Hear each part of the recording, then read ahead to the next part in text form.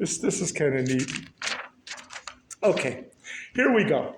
The 776 Delaware Avenue Gratwick home was sold in 1919. So Stephen Clement and Frank Goodyear Jr., who lived on either side of the Gratwicks, could demolish the house, divide the land between them, and significantly enlarge their gardens. Can you imagine knocking your neighbor's house? Because, I'd like to have a rose bush over there, but that house is in the way. That's what happened. By doing so, they destroyed the last work of H.H. Richardson. The last one! It's like, oh! Has that ever happened before in Buffalo? Larkin Building. University of Buffalo. Student union, right? The Goodyear house cost $500,000. $8.75 billion in 1997 dollars, which is even more today. The Goodyear mansion met the same fate. Today, we can only look at the Red Cross building on Delaware Avenue and imagine where these prior structures once stood, because now they are part of the parking lot. That's where they were located. So if you look at the parking lot and go, boy, a couple mansions were really nice over there. Okay, so that's what we have. And we continue.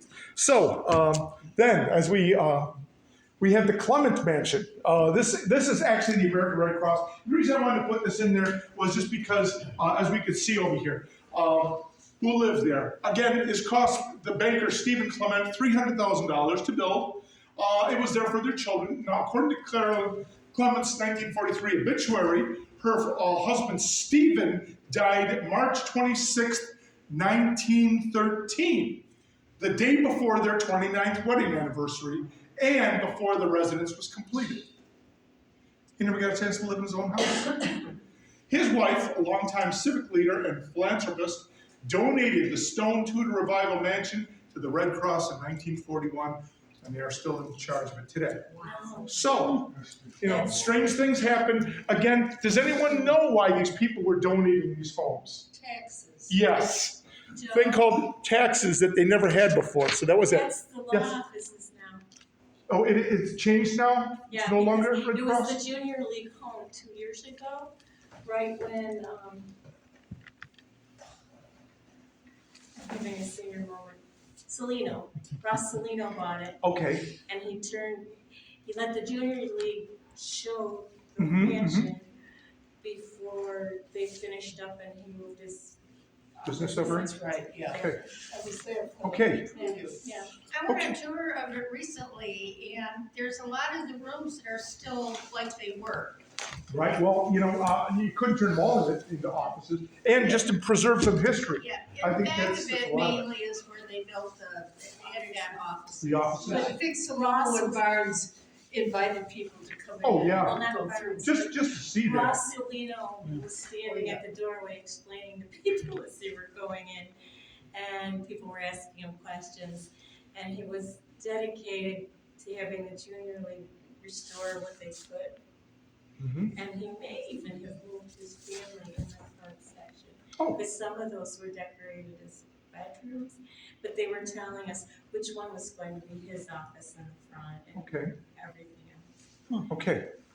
Very interesting. Okay, then we go to William Gratwick Jr. As you can see, I don't know if you can see in this picture or not, but I noticed he is wearing glasses. Okay. So that was the scholarly picture. Original occupant of the house at 800 West Ferry, prior to construction of the current 11-story apartment building. So again, that's the one with the gargoyles and everything. That you take a look when you go by Canisius High School, you look up and go, oh, look at that, wouldn't that be neat? I'd like to live there. Okay. That's what his house looked like. 800, and that was demolished in 1929. What happened in 1929, folks? Yeah, stock market crash. Lousy time to build an apartment house, but that's what happened. 800 West Ferry was actually built right at the beginning of the stock market crash. So it was like, now what do? Got no money. Try to pay it off. Do the best you can. This is the interior of the William H. Gratwick Jr. interior house. As you can see, this is the library, and this is another sitting room. So, gorgeous. Again, with the wood, and again, we've got to get rid of this because we're going to make real money when we make our fantastic building, which looks like this. 800 West Ferry. This is after demolition of the Gratwick house. The original owner, Darwin Reedpath Martin, his mother was a Reedpath before she got married, so he got the name as a middle name. Was the son of Darwin D. Martin of the Larkin Company. This apartment house served as an investment, bad investment, and as a two-story or two-floor penthouse living quarters for Martin and his second wife, Laura Brasnell. It also had a swimming pool inside one of the stories that was up at the top. So they had their own indoor swimming pool all the way up at the top. Like, okay, get some buckets of water, bring them up. So that's what they had. So if you can imagine this section being your penthouse, God, it's gorgeous. Oh, as an investment, it was unsuccessful because of the Depression. I mean, you go, come on in, folks. You know, we take an apple. So it really failed. Okay, we continue. The face on the gargoyle. This is so neat. Talk about a personality complex. Darwin Martin. I want this picture of myself. Yes. Again, the water does come out of this when it rains, but there's his own picture. So you can see that. And there's another gargoyle. Again, his picture. There he is. All these gargoyles are different. They're all different. They have different head coverings and all, but that's what we have. So this is just gorgeous as we take a look at all of these. And as we continue, as we can see this building, we saw this before, this is the George Rand House, currently the campus of Canisius. As viewed from 800 West Ferry, showing one of the Darwin Martin gargoyles. So we're looking down, there's Delaware. You remember the blue apartments over here in Delaware? That's where it is. So, oh yeah, that's where it is. So that's the viewpoint we have of that. And as we continue, you might wonder about why I'm talking about the Rand House. Well, if you know anything about the Rand family, what city were they from? North Tonawanda, yes. So when we talk about the Rand family, they moved into this area. Location, 1180 Delaware, between West Ferry Street and Cleveland Avenue. So if you want to look at it, that's where it is. Architect was Franklin and William Kidd. Who once lived there? Tudor Revival home was built for banker George Rand. Now this is very sad, but neither he nor his wife Vina got the chance to live there. Rand was killed in an airplane accident in 1919 in England, right about the time of the end of World War I. His wife died after construction began in about 1918. Rand was the chief executive and chair of the board at Marine Trust Company. Did you know, although the parents never lived there, their children, including George Rand Jr., did, but only for a few years. They didn't feel comfortable. It was mom and dad's house, but they never lived here. So it was sold to the Masons. And then after that, in 1944, to Canisius High School. It's been used as a high school ever since.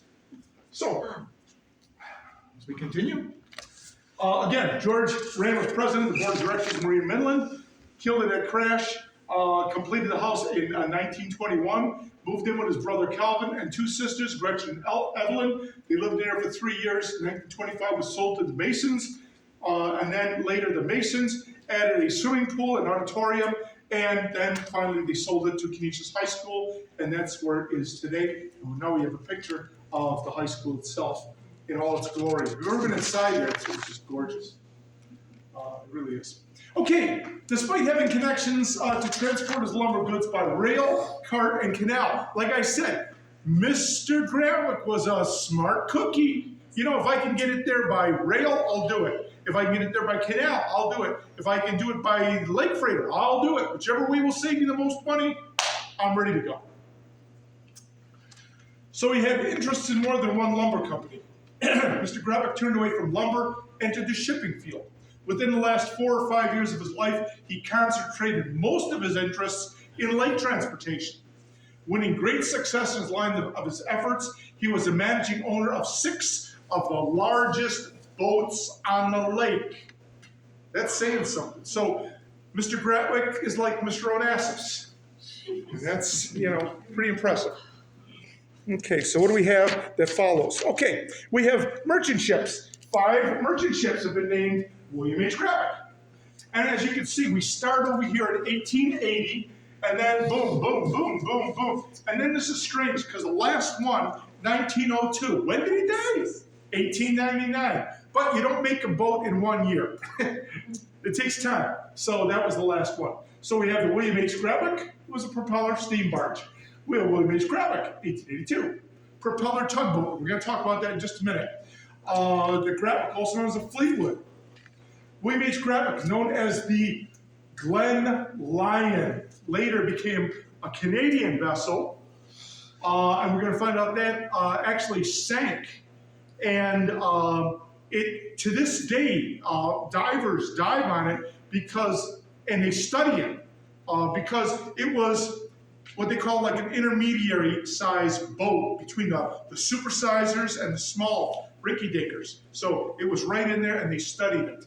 And then finally, William H. Gratwick in 1902, also known as the Pegasus. So again, when they christened it or named it originally, the port of origin, US, or later on Canada. We can continue. This is William Gratwick, later named Minnetonka in 1912, renamed the Glen Lion in 1914. This was sold and resold many times. So you can see the size of this vessel. Okay, and again, it's what they call an intermediate size vessel. It's halfway between the super size and the smaller size. Okay, and we can continue. The Glen Lion, this is kind of interesting the way this goes through. As William Gratwick, it was steel-hulled, steam-powered package, 328 feet, 100 meters, right? With a beam of 42.5 feet, 13 meters, depth of 20.5 feet, 6.2 meters, and a cargo capacity of 3,800 tons. Had 2 decks, 3 masts, launched on February 4th, 1893. First ship to sport one of Wheeler's newly produced engines, a 1,200 horsepower triple expansion steam engine. Has anybody ever taken a tour of the water plant by Buffalo? If you have not done so, make sure the next time it is available, go. Because the engines that they have in there are the same size as the ones in the Titanic. And you will look at these and go, oh my God, whoa! And the Titanic had 4 of those, so it's a monster when you take a look at that. Okay, so as we continue with this, it was sold multiple times, 1899, 1902, 1907, 1910. And that's the way they did these things. And it was really kind of strange, finally, to the Chicago and Duluth Transportation Company. Whole packages, freight, cargo, and also, for a while, passengers. So finally we find out that when it gets to the Great Lakes Transportation Company in Midland, Ontario, it's overhauled, name changed to Glen Lion. Then ship's registry changed Canadian.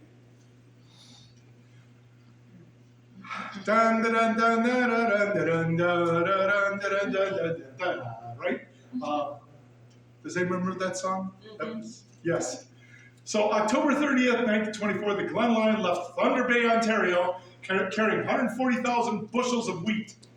Weather turned particularly bad. Ship was forced to anchor in the Welcome Islands. The 31st, the captain decided to resume the trip. Now, what day is October 31st? Halloween. Surprise, trick or treat. But the winds picked up again, and Glen Lion headed for shelter in Isle Royale's Sisquit Bay. In the early morning, November 1st, the ship ran aground on the reef, now nearing the Menagerie Island near Isle Royale Light, while steaming towards Sisquit Bay. It sent a distress call, captain turned off the pumps, and he wanted to make sure that he scuttled the ship. It was on a reef. If I scuttle the ship and stop the pumps, it's not going to drop anymore. Boom, it's going to hit bottom, that's going to be it. And that's what he did. Other vessels from the Great Lakes Transportation Fleet rushed to the scene, as well as the Coast Guard, and most of the crew was rescued by late morning. 2 crew members had gone overboard in a lifeboat. for some odd reason, were missing. A search was made for the men, and they were found early the next morning. So luckily. Now, salvage operations started. Only roughly half of the bushels of cargo were recovered over the next few weeks. The ship's condition deteriorated. Eventually, salvage operations called off. Glen Lyon soon broke in half, and by April of the next year, it was completely submerged. Is that the end of the story? No, we continue. It's still there. Now, the Glen Lyon was a freighter built 1893, sunk off its isle. It is now in the National Register of Historic Places since 1984. Why? It's a wreck. Well, yeah, exactly. The cold waters of the lake have preserved the structure of the ship in 15 to 60 feet of water, which means it is perfect for divers. They love this thing. The wreck of the Glen Lyon is open to the public and accessible for dives. Although it was visited less than 20 times in 2009 out of 1,000 dives made the wreck in Isle Royale National Park, where they have all sorts of wrecks in that whole area because it's nasty weather. The wreckage of the ship is scattered with the bow section of the bay side of the shoal, stern section of the lake. However, pieces of the wreck are easily recognizable. They are laid out close to the origins of the ship, and nearly the entire ship is still in place. Some large sections of the place are still intact, including the bow and the engine room with the drive shaft, propeller, engine, and boilers. Cabin is easily recognizable. So because of the cold water, it is preserved, and it is being, people dive on it every year. Okay? It's a significant example of a transitional style vessel. Typical freighter lengths were rapidly increasing. Again, when we take a look from 300 feet to 400 feet in just a few years. It's the only, and this is kind of neat, it is the only known example of this type and size of vessel available for study. So that is what they do. They study this, they see how ice flows and currents affect it every year, and they have idea for the historic records. So again, from Gratwick, he continues even after his death of being famous. Continue. The William H. Gratwick 1882 tugboat, the building name, O'Grady and Mayer. Original owner and location, an apartment in Tonawanda. And we can see all the years over there as it went. In 1900, it sunk in collision with the barge Eleanor. What was happening is Tonawanda Island, they were taking this from the Niagara River, trying to go around Tonawanda Island. Now, they made a mistake, and what happened is the Eleanor, the barge, torqued. It hit the ground, and it torqued, it twisted. The barge, which was right behind it, and pushing, torqued as well. And there were 4 people on board. 2 lives were lost. The fireman, William Parker, who was in here, manning the fire, of course, and William Hurst of Tonawanda. So, and they're currently buried in Tonawanda. But to give you some idea, this is William Gratwick. These people are used for scale. So, you know, everybody thinks that a tugboat is huge. It's not really that big. And you can see probably how easily it was to flip this thing over. And then because if you've ever been around Tonawanda Island, the section that this went over is currently known as the chutes. Have you ever heard of the chutes? That's where kids used to learn to swim against a super current because the water went from deep to super shallow and it would zip you right along. So that's where this thing went, and they had a lot of difficulty getting that right side up and out of that area. Otherwise, it stopped all traffic to that so-called little river. Nobody could get by. Good move. Okay, and we continue. That's another picture of the Gratwick. Again, you can see how large he is and how easily it would have been when that thing flipped over, how difficult it would have been to escape that with that heavy current. Another thing that we have over here, and there was just a talk 2 days ago. Yeah, the power station. Yes, the power station, yes. And this was talked about in a presentation by, who was it? Paul Swisher, 2 days ago at the History Museum. We were talking about Tesla and Edison. So this is between Niagara Falls and Buffalo. North Tonawanda happened to be the right place at the right time. As they say, an accident of location at the dawn of the age of electricity. So again, this is prior to 1900, a remnant of the area. This is a power transfer station. In here, they had transformers. The power came from Niagara Falls, changed over here, and it zipped out to Buffalo. So it's still owned and used by National Grid. And if you've gone by lately, they have beautiful drawings on there now. They're going to fix the interior and hopefully even put in some examples of what a transformer looked like in those days. Joe, Yes, are they willing to turn it into a museum or no? that supposedly is the next thing. Yes, they're, Yeah, they're yes. trying to do that.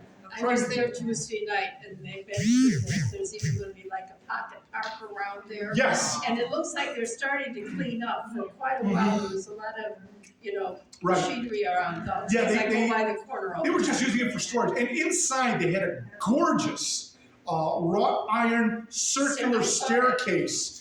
Absolutely gorgeous. What happened to it? I don't know. But somebody said the last time they were in there, they couldn't see it. I'm like, that's We not drove good. by there after the meeting Tuesday, and because we're on Robinson Street, and I Yes. wasn't driving, and I looked in the window and I saw it. Oh, you know, so it must still be there. Wonderful. Good. That's wonderful. Okay, we can continue.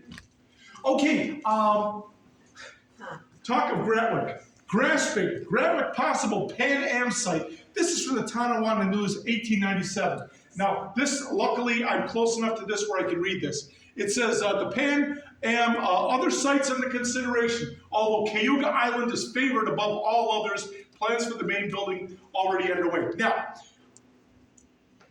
correct me if I'm wrong, 1897 was the Chicago, did he call World's Fair? They call it Exposition. And it was the first one that was with electricity. Okay, they had electricity to light up some things with good old, Mr. Edison being happy because his light bulbs were used. Anyways, then they wanted it in our area because we had electricity and it was being produced in a new way by a new man in an entirely different way. We had AC power and everything was going to go. So, because of Mr. Tesla being in Niagara Falls and trying to have the power plant right there, the Adam Beck station in Canada, that was the first person who had the what do they call those things? Generator. Generators. Yes, thank you. They had the generators in there, and they were taking the water, going all the way down, and with all that force of power, they were able to turn those generators and get electricity. So they wanted to have the exposition right next to today we would call it the Whirlpool Rapids Bridge. Right there is where they had the original suspension bridge between US and Canada, which was actually started by a boy who had a kite and with a string, and then when it landed, they put on a bigger string and a bigger string and a bigger string and a rope and a bigger rope, and that's how they actually built it. So it's kind of an interesting story. Anyways, they were going to have it there, but people being greedy, as they always are, said, I can make a killing on this. I'm going to buy all of Niagara Falls for $1. So they bought all the land. And the people who were ready to put the expositions go, well, how much do you want for your land? $1 million a foot. 1 square foot, $1 million. That's crazy. So then they go to LaSalle. Same thing happens. They grab everything. Can't afford LaSalle either. They go to, as it says right here, other sites under consideration, Cayuga Island is favored above all outlets. Nobody had foreseen that Cayuga Island was going to be purchased. And so as a result of that, nobody bought it. Then they looked and said, this is too small. We've got no access to anything. Can't bring in boats because the current's too fast. Blah, blah, blah, blah, blah. All these things were negative. Then they go, aha, this place in North Tonawanda. We've got 2 railroads. We've got a railroad station. We've got all this unused land over here, which we could pick up for dirt. We've got electric power 1 mile away that's being kicked up because as much power as we want. We've got access to Canada by military road to Niagara Falls, which will take us to this, or they could take the trains. And then we can have people take trolleys into North Tonawanda or take the trains into Buffalo. We've got, all this is wonderful. Let's have it there. But then some guy comes along and says, hello, my name is Mr. Olmsted, and we're going to have a park in Buffalo over here. We thought it would be nice for you to, boom, immediately it went there. because they had the power, and that's where it went. So instead of North Tonawanda having the ability to say McKinley was shot in Gratwick Park, he was shot in Buffalo instead. So things are good, things are bad. But like it says right here, location north of LaSalle, location at Gratwick, both under consideration by the exposition directors. And if LaSalle doesn't work out, it'd probably lose the exposition. Third site under consideration, the suspension bridge, but again, being too far from Buffalo, not giving serious consideration. Niagara Falls Cataract said yesterday. So blah, blah, blah. That's how the whole thing went. And finally, we know that it went to Buffalo. Before, we talked about that one family that was related to the Presbyterian minister. We met Gratwick, his daughter, Emily. Her father was Reverend Dr. S.S. Mitchell. Again, 1839-1919, he's the 8th pastor of First Presbyterian Church. He oversaw the building of the church assembly circle and what they call Welcome Hall. Now, the church belfry, this is kind of neat. At the old First Presbyterian Church contained a bell, originally weighing 2,500 pounds. That's like a Volkswagen swinging back and forth, okay? It was known throughout Buffalo as the town clock bell, reliably tolling the hours, ringing out 7 o'clock, 12 o'clock, and 9 o'clock bell with a stately mien of an old grandfather's clock with a clear, sonorous tone to behold great distances. The bell not only served the congregation, but the whole town as well, with its fire alarm, which, by law, was required to ring for a full 20 minutes while sounding an alarm. Can you imagine living next door and saying, bong, bong, bong? It was sounding an alarm during the fire of 1833 that the bell first cracked. And what happened as a result? Let us continue. It was removed in 1851 and recast by the Medley Foundry in West Troy, New York, probably cast by Andrew Medley and his son. Bells made in the greater Troy area were almost always composed of 78% copper and 22% tin. You'll be quizzed on this later. No. The new bell, now 300 pounds heavier, measures 52 inches wide. That's almost like me, you know? And approximately 29 inches wide at the crown, proved to be nearly the equal in tone as the original bell. Served to continue the church and downtown Buffalo community, the same capacity with sweet tones until 1890. The bell is sold. Before the building was raised, the brick church bell, along with the chandelier, was purchased in October 1890 for $100 by the Evangelical Freedom's Church, newly formed congregation in North Tonawanda on Shank Street. Da-da-da-da. Like I said, all these things are intertwined. This is so neat. The bell was removed, methodically made its way to its new home, transported by wagon by a team of horses. The building, I imagine those horses go, oh, come on, you know, you're kidding me. It was dedicated in 1890. It was home to the Evangelical Freedom's Church until June 2000, when it merged with another congregation and changed its name to Freedom's United Church of Christ. However, Sir, yes. I think it was 1987 when it became the United Church of Christ. Okay. This was just the information which I received. I Yeah. believe you. I believe, honestly. This is just whatever. The congregation then divided, with some of the congregation moving into no home in Amherst, while others joined the congregation and broke away from in 1889. Now, this is the Buffalo Church, though, Presbyterian. After remaining vacant for a year, the building was acquired in 2001 by the newly formed Starry Night Theater, which later became Ghostlight Theater Company. The chandelier, which was installed in their sanctuary, was removed, most likely during a 1929 remodeling and lighting renovation, and to this date, its whereabouts are unknown. Stories have been related to Freedom's church members, current owners, and following a January 1955 upgrade that electrified the bell. This is neat. They have an electrified swinger, so they can swing themselves. They pull it on a rope with 2,800 pounds. I mean, you know, that's a monster. So, sometime afterward, when the bell was swung, so powerful was the momentum, the whole building moved. And from then on, they only rang the bell just to hit the clap, okay? That was, in later years, too much for the wooden structure because the percussion from the sound eventually cracked a huge wall in the church behind the pulpit, and that bell has not been rung since. Wow. It's still there? It's still there. Still there. So, impressive. Okay. Now, this is the obituary for Mr. Gratwick. Mr. Gratwick is dead in 1899. He passed away this morning after an illness of nearly 3 years, sketch of his life. Mr. William H. Gratwick died 2 o'clock this morning at his home, 776 Delaware Avenue in Buffalo. Mr. Gratwick was born in Albany, New York, 1839. His parents came from England in 1830, settled in Albany. He was educated in public schools at Albany Academy. Upon leaving school, he entered the office of a lumber firm as the tally boy. Remember? Tallyman. Thus beginning his life work at the bottom of the ladder.